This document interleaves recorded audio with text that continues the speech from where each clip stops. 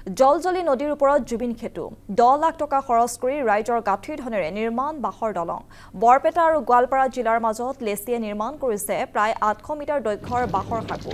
প্ৰাণৰ শিল্পীগৰাকীৰ সুৱৰ্ণ নিৰ্মাণ কৰা দলংখনক নাম দিয়া হৈছে জুবিন খেতু প্ৰতি বছৰৰ দৰে এইবাৰো গোৱালপাৰাৰ নৱাগত হিমলিতোলা আৰু বৰপেটাৰ বাগমৰা চৰ সংযোগী পাৰঘাটত সাজি উলিওৱা হৈছে এই সাঁকোখন আনুষ্ঠানিকভাৱে উদ্বোধন কৰা হয় সাঁকোখন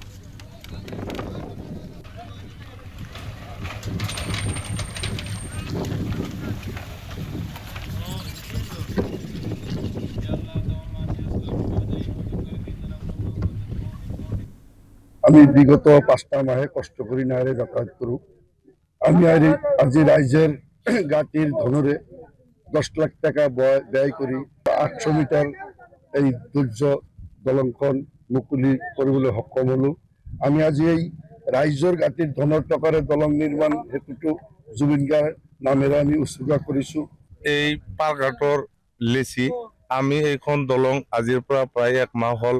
तमाम परिश्रम हारेमरे परिश्रम कर दलंगটো बनालो और दलंगটোত आमार प्राय 10 लाख टका खरच होइसे जुबिन गार्ग नाम हेतु नाम दी आमी এই দলংখন আমি নামকরণ কৰি উদ্বোধন কৰিলো আজি।